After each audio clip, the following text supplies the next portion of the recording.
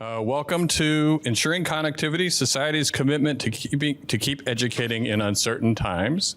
We have a great panel to discuss this topic here today. Starting on my left is Chan Park, Senior Director of Congressional Affairs at Microsoft. Before that, he was General Counsel of the Senate Judiciary Committee under both Senators Leahy and Feinstein. And he's a former prosecutor, so don't do anything bad. Next to Chan is Tu Nguyen. I never pronounce that right. I'm sorry. Tu. Yeah.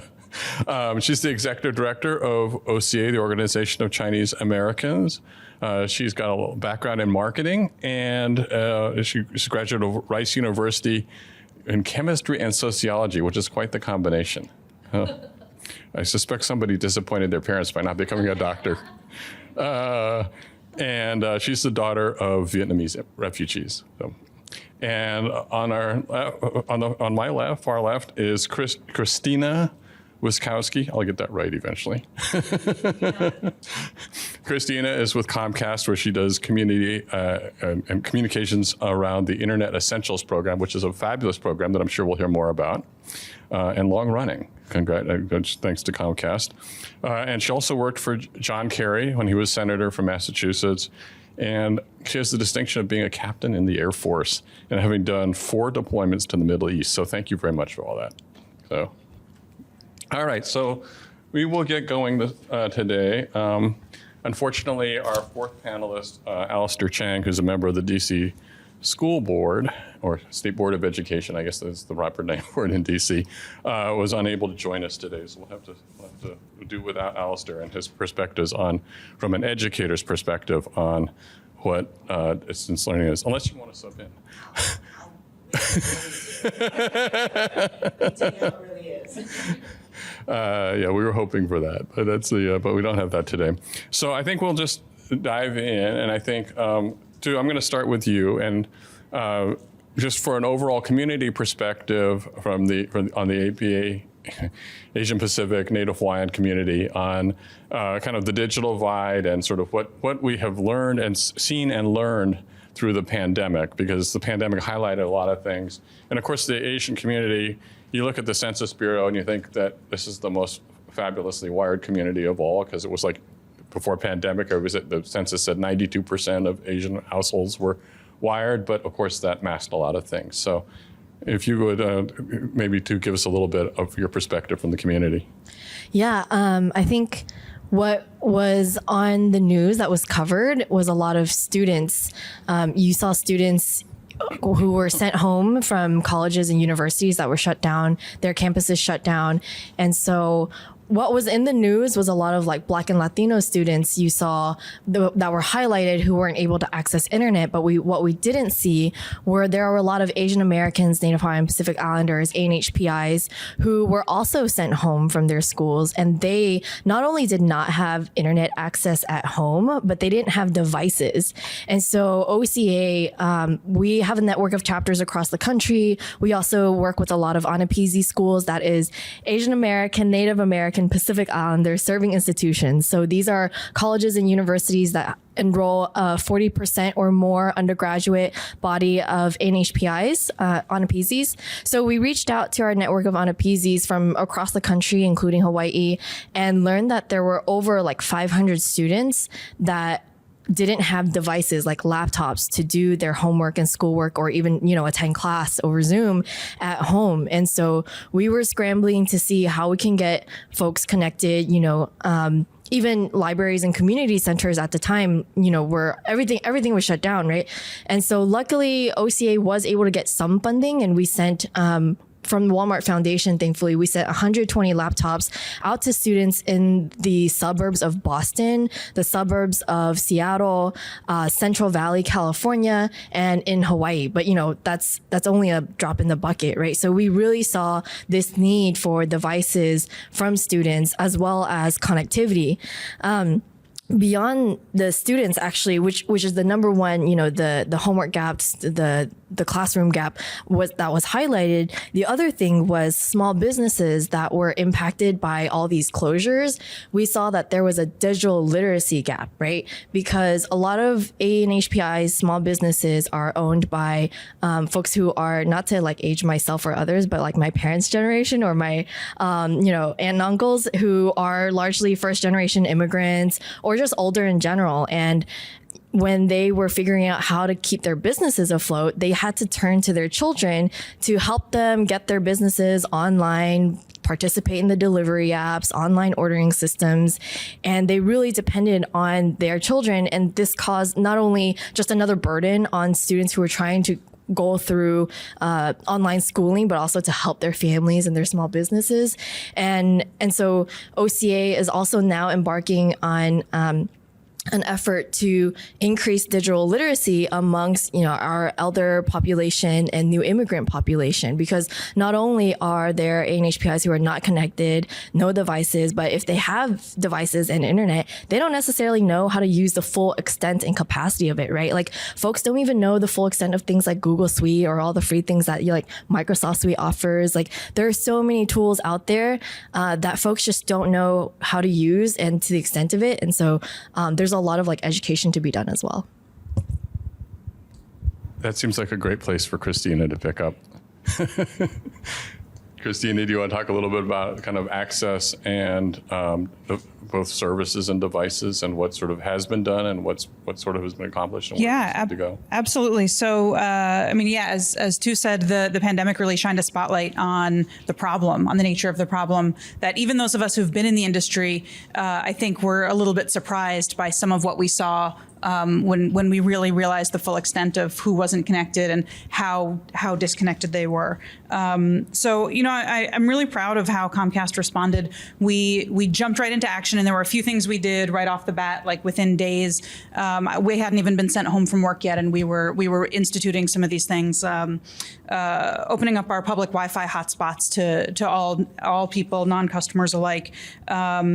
We made the first 2 months for new Internet Essential subscribers. We made the first 2 months free to try to help them overcome that cost barrier.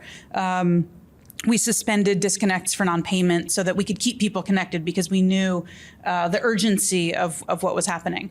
So that was that stuff. That was what we did right in the beginning days of the pandemic. But then we went back to what we always do, which is community partners. Everything we do is based on feedback from our community serving organizations and from research. Because every community is different, and every community responds to challenges and opportunities and the things that before them in a different way. And we know that, and we're never going to be the experts in all of those things. So one of the things we did was our website's always been available in not always. Our website pre-pandemic had been available in 7 languages. Our call center is able to support more than 240 languages plus American Sign Language. But what we heard from our community partners was we need more flyers. I think at the time our flyers were available in 21 languages or something. So we did some outreach, and we were like, all right, what are the languages? Just tell us, let's get this done. So we made them available in 35 languages. In the course of those conversations, we realized we got a piece of feedback that we had never gotten before, which was that in the application, asking for a social security number was off-putting or scary for a lot of immigrants, which again wasn't feedback we had gotten. So that wasn't something we were aware of. So we took the time, we learned, we listened, and we were like, yeah, let's change this right away. So we changed our application to really more prominently feature the alternative ID verification options to try to lessen that fear. Social security number is the easiest, the fastest way. So for those who want to use it, we still want to give that as an option, but we didn't want to make it look like that was what we really wanted to get it, that we needed it. And then we did a big partner outreach education effort to let our partners know, hey, this is why we're asking for it. This is what we're not going to do with it, to try to assuage that fear. So I think, I guess my point is, so we've made a lot of enhancements. We've also increased speeds twice. We did a lot of things that were specific to the program. Then we dug a next level. So talking to our community partners, they wanted ways to to support connectivity for their families. So schools, community organizations said, hey, we've got families that can't afford the service. How do we pay for them? So we really streamlined a process to create what we call the Internet Essentials Partnership Program. So it was hugely successful. And I know we're going to talk about federal funding in a little bit, but then when the ECF funding, the emergency connectivity funding, became available for schools and libraries to pay for their families, we had that mechanism in place already. And that was all based on partner feedback. That was all based on partners saying, we want a way to be able to pay for our families so that we can take that burden off their shoulders. And then finally, lift zones. So, everything we've done up until this point is all about in-home connectivity. But we realized, again, through talking to partners, that for some students, in-home was not going to be the solution for their remote schooling for a variety of reasons. Maybe there wasn't adult supervision in the home during the day because their adults were out working, or maybe there were distractions in the home, or in some cases there may be shame about what the home looks like and they didn't want to turn on cameras and participate with their classmates. There are a variety of reasons. So again, we relied on our community partners and what they told us was, we can support these students. We don't have the commercial grade Wi-Fi to do it. So we said, well, that's where we can help, right? That's where we can come in. So we created our Lift Zone initiative, and we announced it in September of 2020. We said that within 3 years, we would outfit 1,000 community centers with commercial grade Wi-Fi, so students could come in and participate in that remote schooling. Adults could work from there. They could participate in upskilling programs, things like that. We actually were able to. There was such a demand from our community partners across the country that we were able to complete all 1,000 in less than a year, and we have since committed to 250 more, which we haven't announced the total yet, but I'll tell you we're going to make good on that promise, no problem. So, I think those are a number of the ways that we have tried to accelerate the digital equity need, or rather accelerate digital equity given the need right now. But there's a lot more to do, and there's a lot more that can be done for sure. Maybe I'll come to Chan in a minute, but maybe you can just take a minute and explain for people, especially people who are going back to their communities around the country, and what are some of the tools that came out of the various stimulus programs and things like that to help connect students to the internet, or to help them get devices and things like that? Sure. Well, the first program that came out was EBB, the Emergency Broadband Benefit for individuals. That has transitioned into a more permanent solution called ACP, the Affordable Connectivity Program. ACP is available for households that are up to 200% of federal poverty guidelines. So that varies based on how many people are in the household. But if you go on, I think the FCC's website, you can see a chart of what those numbers are. And ACP is a phenomenal program. Folks who qualify for it can take that benefit and apply it to any internet product, whether it's a low-cost product like Internet Essentials or Internet Essentials Plus, which they can have fully covered. Or if they need or want more, they can apply it to a different tier of service. So with us, they can apply it to any tier of Xfinity service. They can also apply it to mobile broadband. Now, mobile broadband isn't really the best solution particularly for students. The home broadband is pretty key, and having access to a device. But again, if that's what is right for a family, they can do that through ACP. ACP also has a provision to help folks pay for devices. So we don't actually participate in the device portion of it. I think it's $100 or $130, $100.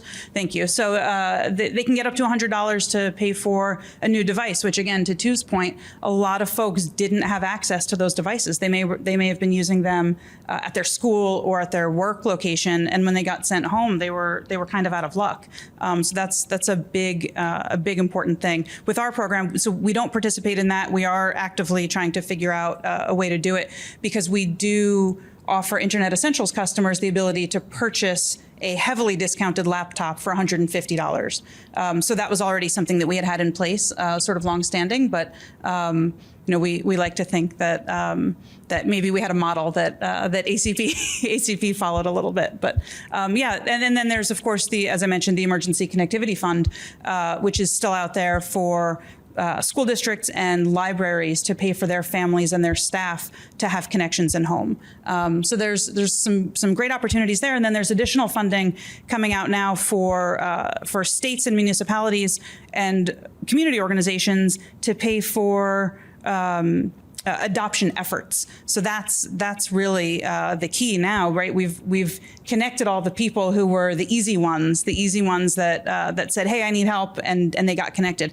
Now it's the folks that don't know to raise their hand and say they don't need help because they're fearful, or they don't really understand the full benefits of what they can do because they don't have the digital skills, or they don't have the device and don't know they can get it through ACP. So that's really, really exciting. That community support, that digital navigator support piece that's coming in the next rounds of funding is I think really, really exciting. That's great. And the one thing about the ACP that's great is that it goes up to 200% of poverty instead of a lower level, which Yep. is, all this, you look at the statistics, I've spent a lot of time looking at Lifeline statistics, and above 200%, almost everybody subscribes to telephone service at the same level, but below it really drops off. And so going up to 200% of poverty, internet's obviously a little different, but I think it'll probably be similar. So, Chan, I mean, nobody probably in the country knows more about how people use the internet than Microsoft. I won't talk about some of the other West Coast company, but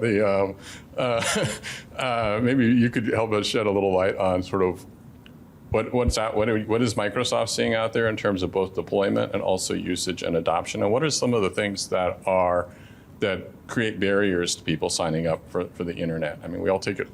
Among this group, probably we all take it for granted, but obviously there are a lot of people who say, I just don't want it, or I don't think I need it, or something like that. So. Yeah, I won't comment on. There are plenty of other companies, I'm sure, who have more visibility, but we do have a lot of data. I mean, the nice thing about working at Microsoft is you get to work with a lot of nerds who are committed and passionate, but at the heart, nerds.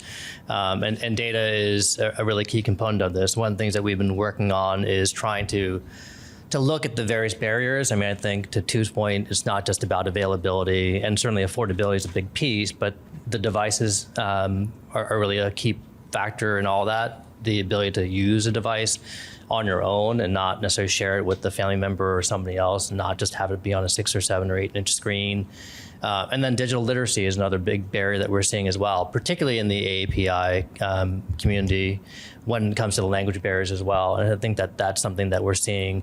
The data that we've seen, frankly, is something that we've been tracking for a number of years. And I guess after this, I'm happy to give folks my card and send you some links to various tools that we developed. One is basically showing the Microsoft data, the usage data that we have when we have people who are in the cloud, when we have people searching.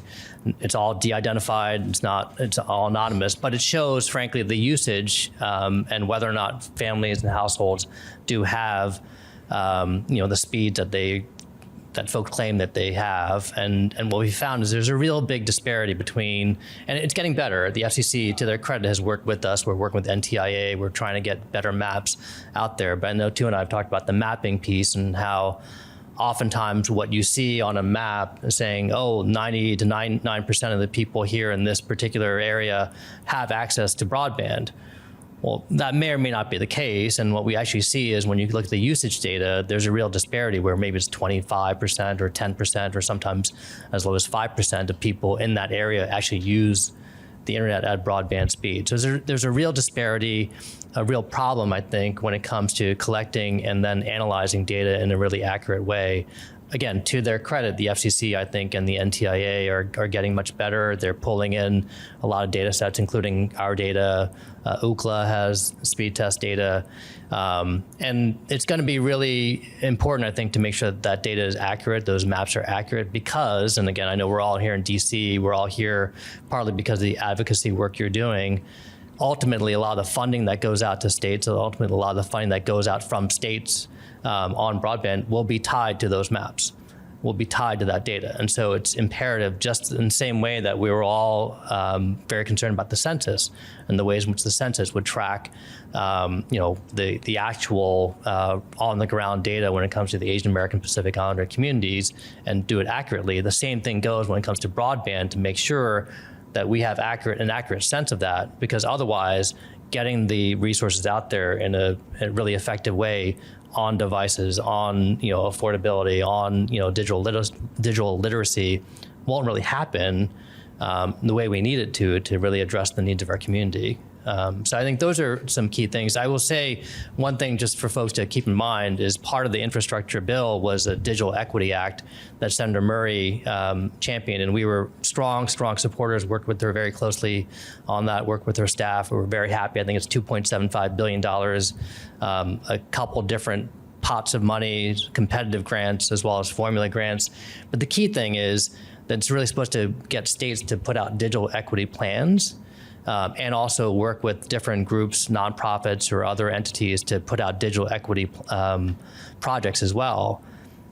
But the important thing for this community here and this group here is to make sure that the voice of the Asian American Pacific Islander Native Hawaiian community is actually heard in the planning and development of those. And so allocating those funds is great, but then making sure they're implemented and actually used in a way that addresses the needs of our community is even more important. Well, and then you can't diagnose what you don't measure, right? So maybe Tu and Chan, maybe could you talk a little bit about kind of the data is so aggregated for our communities. What can community organizations do to kind of take the data and improve it and really kind of focus it for more localized advocacy? Yeah, well, so I'm really excited to say that OCA is about to onboard our first broadband access fellow because we saw the maps from the FCC. We've seen the aggregated data, like 92% of Asian Americans are connected, but you heard my stories before, and I even actually have a personal friend who went to Berkeley, he's educated, but his parents are first-gen immigrants. They didn't have internet in their home until like 2 years ago when he graduated, got a job, and finally installed internet in his home, right? And so we are, in order to kind of mitigate the fact that there isn't any disaggregated data on ANHPIs and their access to broadband, we are going to try to put together a survey and launch it through OCA has chapters across the country. We are membership and chapter based, and we're going to try to put out a survey and reach the NHPI communities and measure how many, who is connected to the internet and how are you connected to the internet? Because like Chang, you said, folks are either connected at home or some folks are just connected via mobile broadband, and that's not, like you said, Christina, like that's not reliable and not good for work or school. So how are they accessing internet? And then also while we're at it, since we are launching a survey, what is their level of digital literacy? Like how are they using their devices? Are they using a laptop to its full extent, a phone to its full capacity? So those are the things that OCA is doing, and for community organizations or partners, we'd love to connect and see if we can further work with you to deploy the survey, because we want to reach people who are not online, obviously, and so that's going to take a lot of grassroots campaigning. We're probably going to put it together with GOTV, get out the vote efforts probably, but yeah, so that's some of the efforts that we're doing. Yeah, and just to build on that, and it's funny because these types of gatherings are important, not just obviously for folks to hear people pontificate or talk about their positions, but also to connect. I mean, Tu and I just now, right before the panel, we're talking about the ways in which we can start partnering. We'd love to pull Comcast in. I'm sure there's tons of ways to do it. But on the data, I mean, we're collecting data, and we actually are rolling out I think it's called Digital Equity Dashboard, which is we're really excited about. It's not yet public, although we've got some beta versions of it, but it's all the different types of data pulled from the census, pulled from the FCC, pulled from Broadband Now and the ISPs, pulled from some of our usage data. So it has information about the degree to which people are using DSL or dial-up or whatever it might be, but it doesn't have the disaggregated data. And so working with community organizations to try and frankly enrich that data and to really put some more granularity and more specificity to that is going to be super important to do. Obviously, OCA has only so much capacity, although if you want to donate to OCA, I'm sure they'd be happy to take resources. In 24 states, right? Right, so you can build up a new chapter. But I mean, we need that community engagement and partnership with the ISPs to try and get a better sense of this.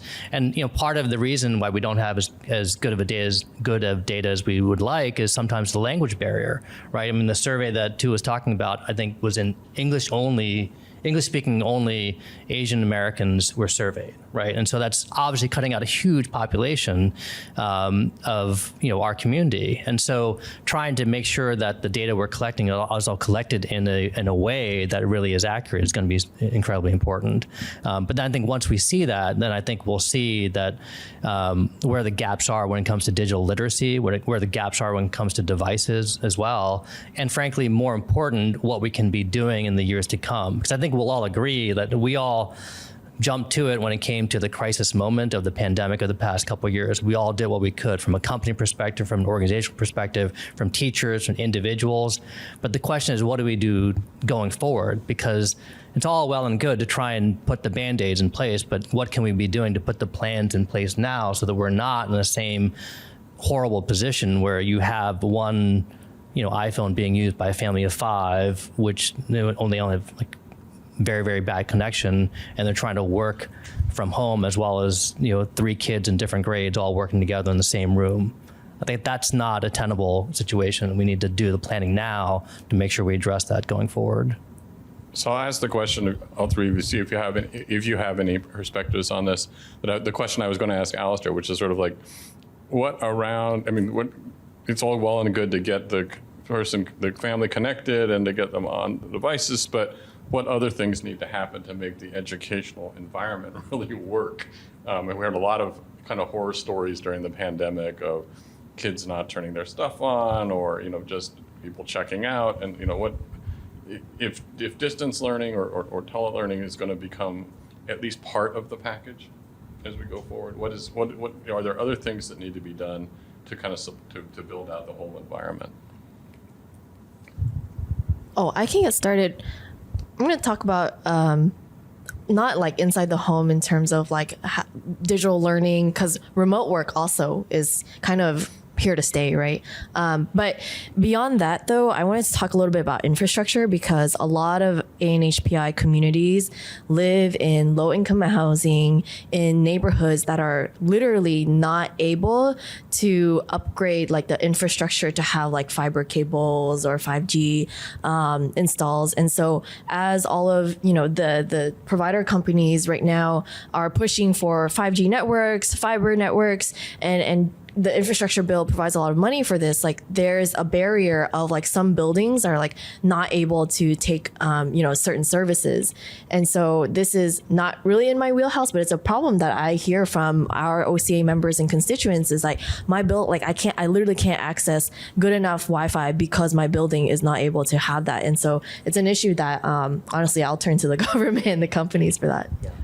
I'm just going to jump in and say, again, we should talk afterwards, because one of the things we're doing, and again, like the Comcast, ISPs are all working hard to push out and get high-speed broadband to folks. I think what we're also finding, though, is that there are a lot of communities that are saying, hey, that's great. That may take a little time, and it will, because you need to do it right. But in the meantime, right, let's have sort of all of the above approach, right? And so we have an initiative called the Airband Initiative. We're working with a number of different partners around the country. Initially, it was for rural communities, but now we've really worked with urban communities as well, partly during the pandemic. And so one of our partners is Starry, and Starry Connect has a program working with urban communities in public housing projects in New York City, in LA, to do fixed wireless, other things to just try and get the broadband service out there as quickly as possible.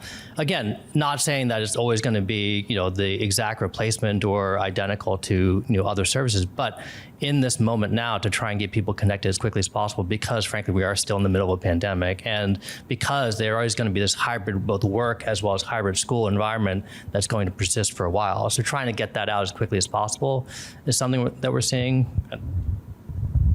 Yeah, I think from my perspective, on the infrastructure issue, and that's a little bit outside of my wheelhouse as well, but we have great partnerships with housing agencies all across the country. And the way our company is broken down, we have 15 regions across the country, and those regions are made up of people who live and work in the communities in which they provide service. And so they want to see people connected, and they want to see their communities be successful. So I think, as much as I can really say on it is those partnerships are key and those relationships are key. And, we have folks that have the ability to push projects and try to determine priorities within regions as far as building out different infrastructure and such. And I think that communication is key, right?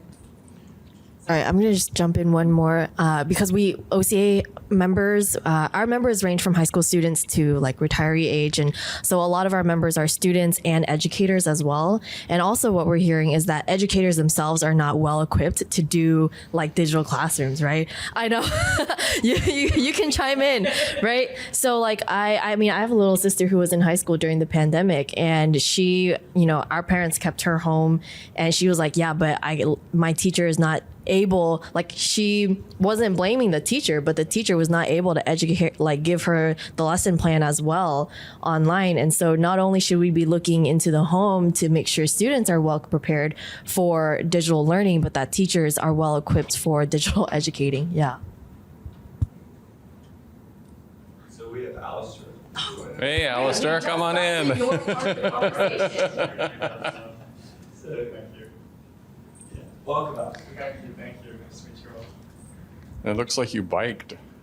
I apologize. I perhaps appropriately and inappropriately thought this was a Zoom meeting, so it's Oh. That was last year. So this is Allister Chang, right? Yes. Allister Chang. Allister is an elected State Board of Education member here in the District of Columbia. He's the first Asian, Native Hawaiian, Pacific Islander to be elected to that position in the district. So congratulations. Thank you. And he's also an alumnus of one of the APAICS trainings, right? I don't know, was it the election training or this training or maybe both or something like that? So The election training was great. yeah. So thanks for joining us. I was just asking them, so this is the question I was going to ask you is just sort of like, we've talked a lot about sort of about developing infrastructure and making sure, and adoption really, how do you get people to be able to be able to get internet into their house or have the devices and things like that. So if you have perspectives on that, welcome to that. But also like what other support mechanisms need to be out there to really make a system of education that's remote work. There's a lot more than just sort of connecting somebody to the internet and giving them a computer. So Absolutely. So maybe if you had some perspectives on that, that would be great. Absolutely great. Well, thank you all for the opportunity to be here, and I look forward to connecting with the three of you to learn more about what has been shared so far. Here in DC, I'm looking a lot at what Seattle Public Schools is doing and creating a digital literacy plan for the city and the public school system. I wish that our city would do the same, and cities across the country would think about connecting digital equity, digital literacy with the broader education outcomes work strategically rather than as an add-on, right, or as a separate element to the work. I think it's so deeply intertwined. We have to be thinking about how it's part of the broader city's public education strategy. I also think a lot about having my experiences with my families, and my background is with public libraries, really. So thinking a lot about the last mile engagement that we can be thinking about. It's one thing to have a resource that's available to families. It's another to hold their hands through a lot of the steps that it takes to navigate the bureaucracy, to navigate literacy, digital literacy, to actually make those resources something that people can use, right? And so we see that with healthcare, right? So many tax credits for healthcare that no one utilizes. We see that with SNAP. So many resources that a lot of people that are made available, right?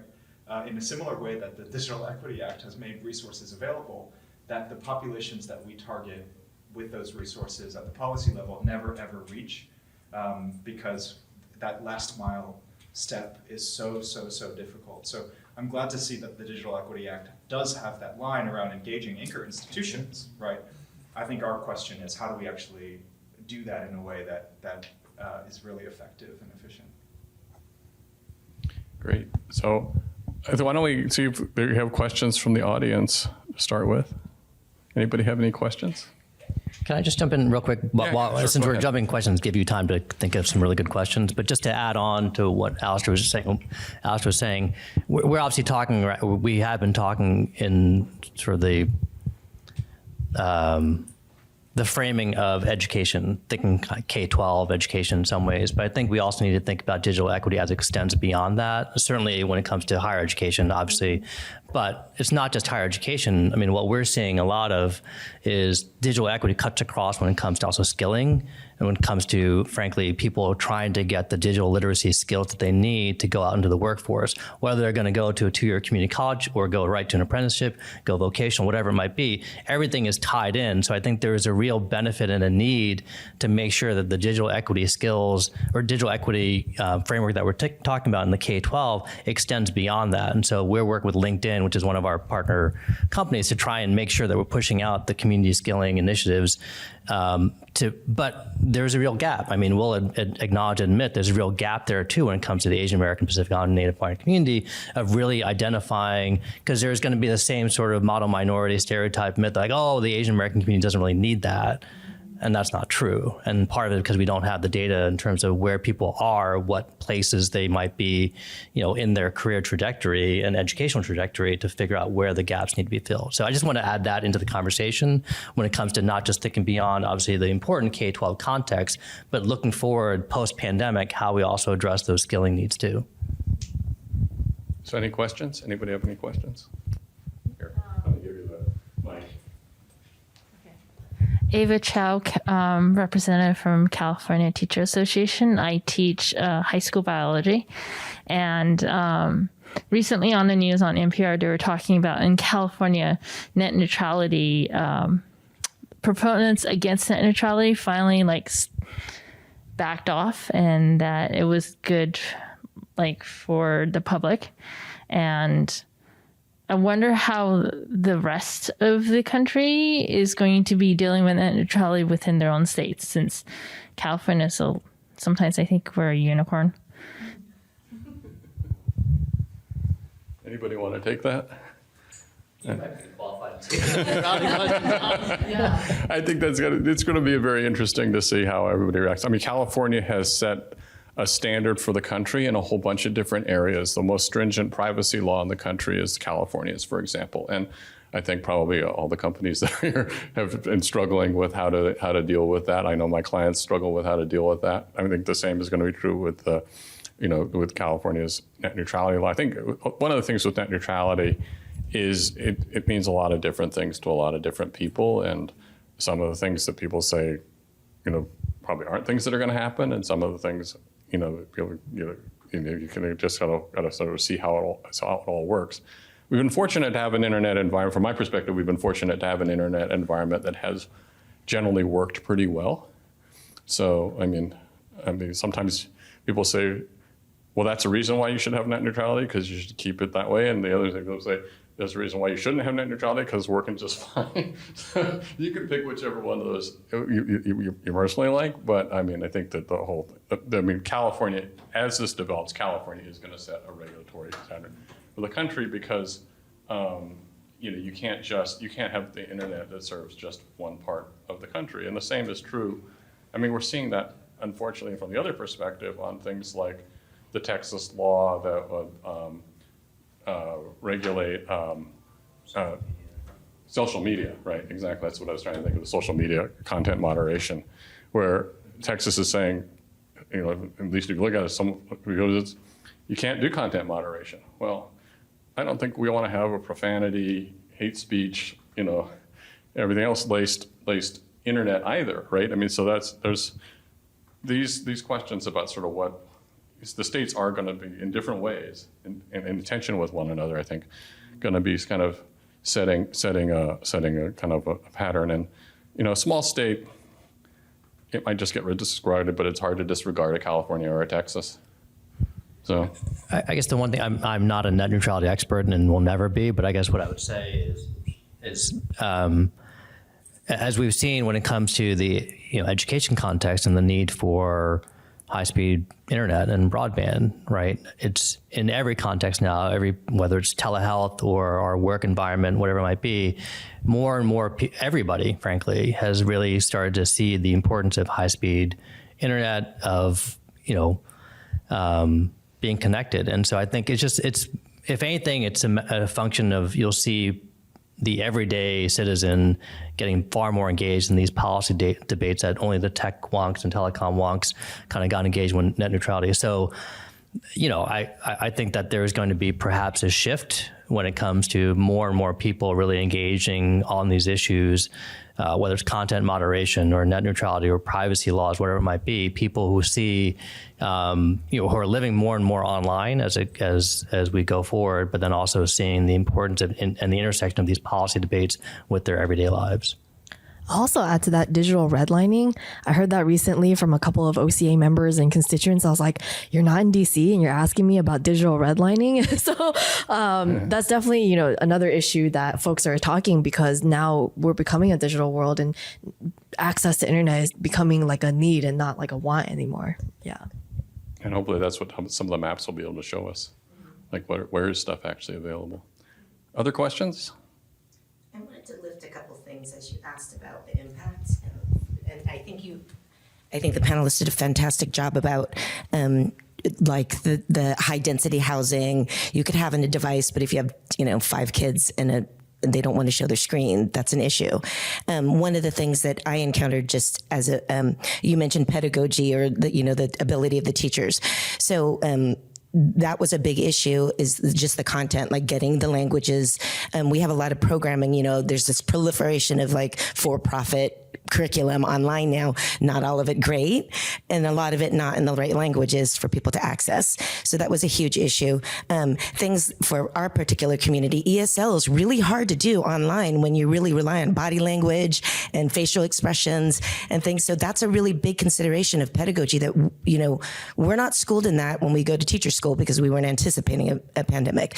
The other issue is if they became great paperweights if there's no IT support at the school level, because you get devices. I mean, my school was really lucky. We were 1-to-1 before the pandemic because we're very forward thinking, but kindergartners are really hard on their devices. They last exactly a year, if even that. So if we don't have the IT built in, or the wiring in the computer, we just did testing, and we couldn't do the testing online because even our schools are not wired to support that. And then the third thing I wanted to really highlight was the impact of it. As we go into digital world, digital citizenship and consumption is a problem, because our kids now we're finding now that we're going back, that they only can do things online and only if it's gamified, because that's all they know. So, there's a pedagogical aspect to this that we really need to look at, and then the impact on kids and getting screen time and what kinds of screen time, and then the citizenship of like the anti-bullying and stuff like that. Those are major concerns for us in the education department, because we're just seeing them not be able to return and function as real life citizens anymore. And then even when they are online, it's a very narrow kind of learning that they can do. So I just wanted to highlight those as. Yeah. Oh. I'm Angela de Ramos. I'm a 5th grade teacher, but I'm representing California Teachers Association and National Education Association. Great, thank you. Can I just react to that? Yes. So I think and those are all great points, and I think I'm sort of struck by the fact that everybody in this room has made really valuable points, and it really points to the fact that there is no one single solution, right? Because there are so many different types of issues, and many more that we haven't even discussed, and they require comprehensive wraparound solutions. And so, I with my program with Internet Essentials, so far the best successes we've seen have been partnerships. They've been public-private partnerships. They've involved educational organizations. They've involved nonprofits. They've involved municipalities, other corporations, and we're we're trying to create more of that. And I think that's one of the things that, that I don't want to say there's a silver lining, but like one of the things that's sort of coming out of the pandemic is everybody realizing like there's no silver bullet to this. We all have to work together and bring our own expertise and what we know and put it together into one big swirl of a solution that I think we're getting towards. I'm very optimistic. I'm an optimistic person by nature, but I am optimistic about it. Allister, you're the guy in charge. You've got Comcast here, you've got Microsoft here, you've got various people, teachers. Into the weeds of we just went through our budget cycle here in DC last week for next year, but we haven't gotten our devices back yet from our students. So we don't know how many we need. How do you budget for that? When the deadline for the city's budget was last week, how do you budget for that? How many devices we need for next year? And so, it's going to be all over the place in a way, but also we have to be, unfortunately, in this perfect world, we're collaborating and everything is intertwined and we can be dynamic across agencies, across private-public partnerships, but we still have these internal mechanisms that are stuck in a way that we have to meet, right? And so I think everything you're raising is valid. The execution of that, right, both at the policy level and then day to day, is what's really challenging. And at the school, when we think about schools across the city, for example, we want to give autonomy. That's been shown to be really great for student outcomes and for teacher retention, right? But if we have it set that every school can decide what part of the year they check in on their devices, really hard to plan, right? And so all of those are always trade-offs for us as we think about this at the hyper-local policy level. The speed of bureaucracy in educational settings is also like 3 years behind what's available in the tech world. So even when we can't do it, like by the time you budget for it, like that's outdated. I hate to say this, but I think all of us that have been in government would say the same thing about just about every level of government. Yeah, it's funding, right? And it's bureaucracy. No, another question, yeah. I think what's more important is probably like what are current infrastructures across that is working and seeing what. So I'm really curious because you mentioned about Seattle. And I was like, oh, I'm going to look into that as well. And the infrastructure is important because like at the district I work with, we wanted to implement like maybe the idea of buses and having internet on that as they go by and it auto reconnects with or having on certain telephone poles. But that infrastructure itself, we realized our own schools were really behind as well. Like we were going one-to-one and the current infrastructure was not supporting the amount of internet traffic that was being used. So there was that, and we're probably in year like 6 and still have not rolled out like the district. We represent about 25,000 students in our district. It's only a high school district. So like it takes time and then technology that you mentioned, the technology, the computers that we get are probably 2 years behind. New. We get them new as that. And then when the pandemic hit, my computer was not handling it at 2 years and I had to get another computer because it wasn't my internet, but it was the computer itself. So like, I like that idea, and autonomy is important because each community has its own needs, right? But if there is some basic protocol that helps them get there and building that relationship is important. Ever since I started teaching high school, the Internet Essentials was what we gave out a lot. And I'm seeing that the need for that has gone down, which is kind of good in that area, but the socioeconomics of the area has changed. So like, it's like a little bit of everything and trying to get it worked. And it's really good to see this here that that connection can't get going. What about the areas of schools that don't have that partnership? You know, how can we reach out to those And likely for her area with your one-to-one, you have a really good tech director. Because because I sit on a panel with another tech company that every 2 weeks we get together and talk with our tech directors about what's going on. So to help share ideas and carry out stuff.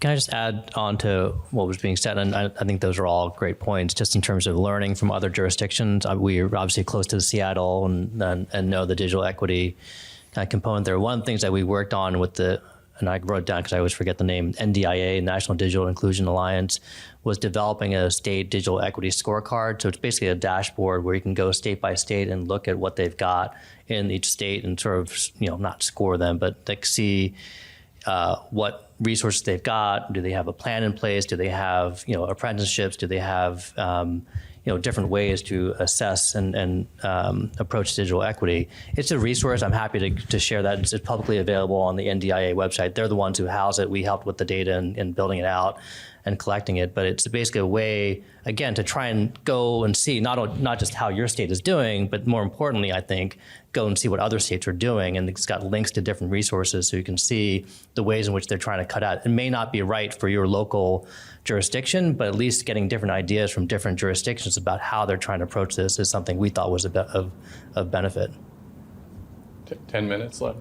Okay, we've got more time than I thought. It's ready to go to final rounds. So let me ask a question about. Go ahead, too. If you had something you wanted to say. I was going to say they're not represented on this panel, but T-Mobile also has a program where they're giving out hotspots as well to school districts. They just need to be connected with the school district, and we all know there are limitations probably to their network. So I don't know if any of your colleagues in different school districts can reach out to T-Mobile. But that's the other thing you mentioned, or someone mentioned, like language access, is that Comcast does, we're partners with Comcast as well in promoting their Internet Essentials plan, AT&T's Internet Access plan, Access plan, like all of these affordable connectivity programs, like OCA as a community partner, we push these out to our constituents and members, and we do it in language. And one of my gripes with the FCC is that they also need to be investing in language resources, because they sent me affordable connectivity program material to double check because I'm literate in Vietnamese. And I was like, oh, it looks like it came out of Google Translate. Like, can you fix some of these parts? And they sent it back to me and they're like, can you do it? And I was like, you don't pay me to translate your stuff. So, language materials is definitely part of the problem that we're trying to tackle. Yeah. Can I ask, what about for disabled students or disabled access? Are you seeing anything around that? Especially for sign language and things like that require visual. Yeah, well, I mean, as I mentioned before, we actually announced in, I think, 2019 a partnership with, and I wasn't ready for this question, so I've forgotten the organization, but with an organization that serves deaf and hearing disabled community, and I apologize if I've said that wrong. And so as part of that, we rolled out ASL operators for our Internet Essentials program. So if somebody wants to call and learn more about it and sign up, they can actually, I know it seems a little bit counterintuitive because they're signing up for the internet, they'd have to have an internet connection, but if they can get someplace where they have an internet connection, they can video chat with that agent. And the response we got to that was just overwhelming and surprising. I mean, because it feels like when we started creating the partnership, I was like, oh, gee, like I can't believe we didn't have this already. But you don't know what you don't know, and you don't realize something sometimes until somebody tells you. And so it was brought to our attention, and we did it. But I was, the response has been overwhelming. And I've mentioned community partnerships a lot, and across our regions we have partnerships with organizations that serve people with disabilities, particularly Goodwill. So Goodwill has workforce development, and they serve a contingent of folks that have disabilities, and again, the desire is there, the interest, the appetite is there, and I think it's another community of folks that we need to try to like fold into the mix and make sure we're providing those supports to. All right, so let's all go down and any final observations, Chang? I'm not sure if I've got final observations, but more just, gratitude for the folks who are here. These sorts of issues are important, certainly from a policy perspective, but they're, as we're hearing from too, like even more important at the grassroots level.